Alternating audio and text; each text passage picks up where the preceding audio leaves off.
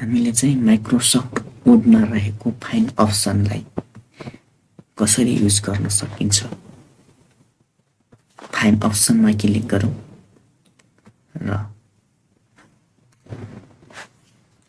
हामीले हेर्न सक्छौँ फाइलमा शब्द सर्च गर्नुपर्ने हो त हामीले के कति शब्द छ त मेरो डकुमेन्टमा यो भिडियो भन्ने शब्द यसरी रिजल्ट हेर्न सकिन्छ।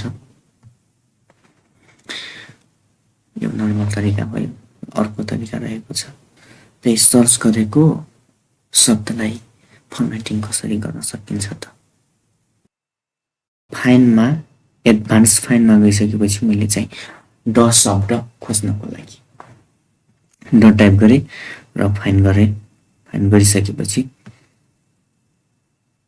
OTHER अर्डर यस्तो नहोस्, जुनसुकै शब्दमा पनि THE ड आउँछ भने त्यसलाई पनि नदेखाओस् भन्नको लागि मोर अप्सनमा जानु पर्यो र फाइन्ड होल वर्ड्स ओन्लीमा टिक मार्क गर्नु पर्यो र अब फाइन्ड गर्नु पर्यो। अब डलाई मात्रै देखाउँछ।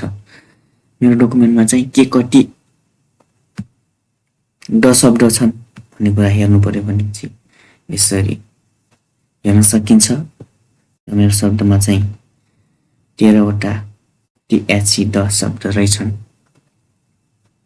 र यसलाई क्लोज गर्छु र यसलाई सिलेक्ट भएको छ। अब यसलाई फर्मेटिङ गर्न सक्नुहुन्छ। क्यारेक्टर फर्मेटिङ कन्ट्रोल B गर्छु। बोल्ड गर्न सक्नुहुन्छ, इटालिक गर्न सक्नुहुन्छ, अन्डरलाइन गर्न सक्नुहुन्छ।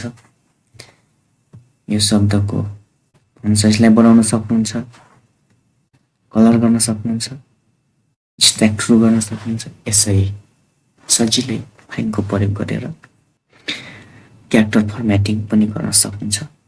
साथीहरु भिडियो कस्तो लाग्यो लाइक कमेन्ट शेयर। यदि च्यानलमा नयाँ हुनुहुन्छ भने च्यानललाई सब्स्क्राइब गर्न नभुल्नुहोला। हस्त धन्यवाद।